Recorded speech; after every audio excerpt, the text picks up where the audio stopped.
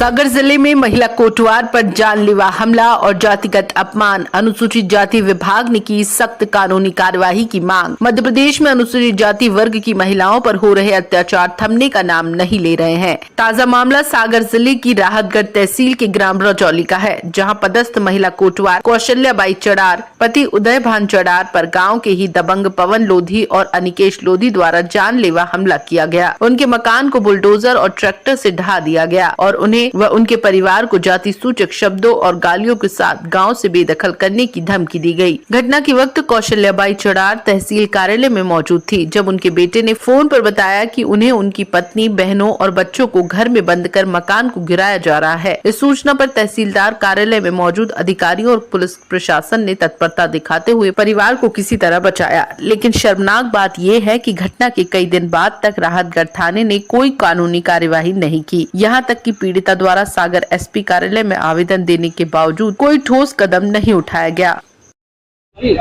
मध्य प्रदेश के सागर जिले की तहसील राहतगढ़ में एक दलित परिवार की हमारी बहन, इसके साथ 27 तारीख को पिछले महीने गांव के दबंगों द्वारा उनकी ज़मीन से बेदखल करने का काम होता है। वो तहसील कार्यालय जाती है, तहसील कार्यालय से नोटिस जारी होता है और तामीली के लिए जब उनके पास जाती है तो हमारी बहन के साथ वहाँ के जो दबंग है अत्याचार करते हैं, उनको माँ बहन की गाली देते हैं और उनके घर से बेदखल किया जाता है और बुलडोजर से उनके घर को पूरी तरीके से तोड़ दिया गया। जब ये थाने जाते हैं तो पुलिस भी वहाँ पर, जो पुलिस का वहाँ टीआई है, वो कोई मदद नहीं करता और आज ये प्रताड़ित होकर आज भोपाल आई हैं। हम लोगों ने डीजीपी साहब से एक प्रतिनिधि मंडल के माध्यम से इनकी शिकायत उन तक पहुँचाई है। उन्होंने पूरा आश्वासन दिया है, लेकिन मैं कहना चाहता हूँ मोहन यादव जी से और उनकी पूरी पुलिस से कि किस तरीके का मध्य प्रदेश दलित और आदिवासी के लिए आप बना रहे हैं। आज ये हमारी बहन कौशल्या पिछले 27 तारीख से अपने घर से बाहर है। इतना दबाव है दबंगों का कि वहाँ पर रहने नहीं दिया जा रहा है। इनकी सुरक्षा का कोई ख्याल नहीं,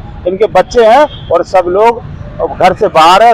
खाने की इनके लिए बहुत ज़्यादा दिक्कत हो रही है, कोई इनकी मदद नहीं कर रहा है। मैंने आज एसपी साहब से बात करी है और डीजीपी साहब से निवेदन किया है इनकी सुरक्षा मुहैया कराई जाए, इनको गांव में बसाया जाए। अगर पुलिस इसके बावजूद भी आज के बाद अगर पुलिस इनके साथ कोई कोताही करती है, कोई लापरवाही करती है और दबंगों का साथ देती है, मुझे ये बताया गया कि वो दबंग जो परेशान कर रहा है वो भारतीय जनता पार्टी के मंत्री गोविंद सिंह राजपूत का खास है। लेकिन मैं गोविंद सिंह राजपूत जी को और मोहन यादव जी को भी कहना चाहता हूँ, अगर दोबारा अन्याय करने की सोची तो मैं सागर एसपी का घेराव करने का काम करूंगा और पूरे प्रदेश में हम लोग आंदोलन करेंगे। अगर इस तरीके से दलित परिवार के साथ और हमारी बहन के साथ अत्याचार हुआ तो हम बर्दाश्त नहीं करेंगे। वाली हो, मैं चौकीदारी करती हूँ रजौली की।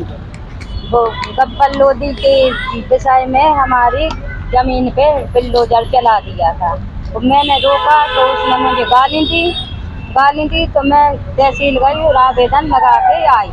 वो 1 महीने में आवेदन नहीं था और उसका जो नोटिस ही था, तहसीलदार ने नोटिस काटा। वो नोटिस लेके मैं गब्बर लोधी के घर गई, पवन लोधी के नाम से नोटिस ही था।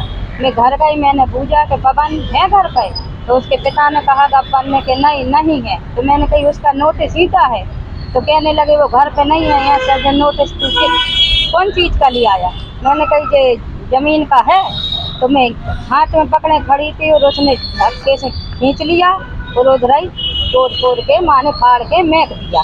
और मुझसे कहने लगे मान हर सोचती इधर ये नोटिस निकलो आते यहाँ रही देती।